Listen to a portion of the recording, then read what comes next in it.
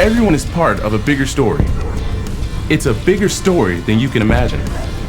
It's a big story about a really big God.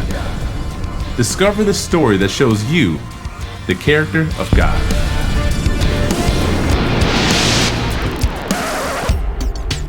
Greetings and salutations. I just like saying that. I'm CJ, and what you're looking at right now? It's my Bible.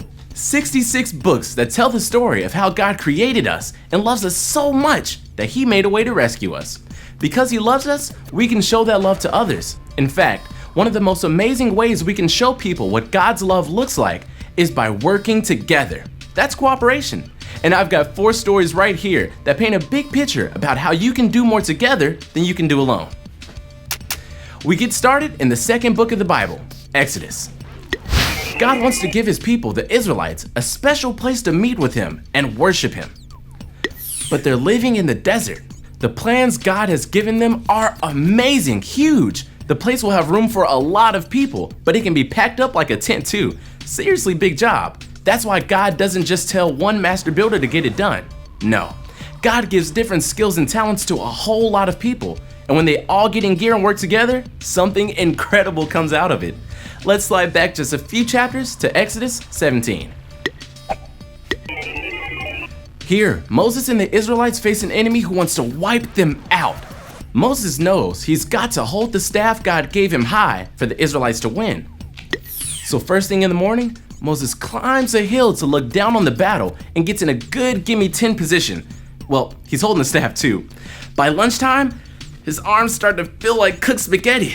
That's when 2 friends, they step in and offer their own arms to hold up Moses' arms. Now that's a different way to win a war. Time to jump ahead to the New Testament in Luke chapter 5. Here we find a man who can't walk, not one single step, shuffle, or even a hop. He hears Jesus is in town healing sick people, but the guy doesn't have a prayer of getting there on his own. That's when his friends, they step up and carry him straight to the house where Jesus is teaching. Just one little hiccup. They can't actually get to Jesus because of the crowds. So together, they work on a plan. Let's just say they decide to take the scenic route. Our wrap-up takes us forward a few books to Acts chapter 2. Jesus once told his friends that people would know they were his followers because they loved each other. And now, after Jesus has come back to life and returned to heaven, his friends get to put this into action. They form the very first churches, sharing their food and their homes. They take care of those who are sick and lonely. And other people, they start to take notice. Many of them had never met Jesus while he was on earth. But because they see how his friends treat each other and work together, now they want to know Jesus too. That's pretty cool, huh? It just goes to show that a little cooperation can go a long way to giving people around you a picture of who God is. And I sure can't wait to see how it plays out in all of us together.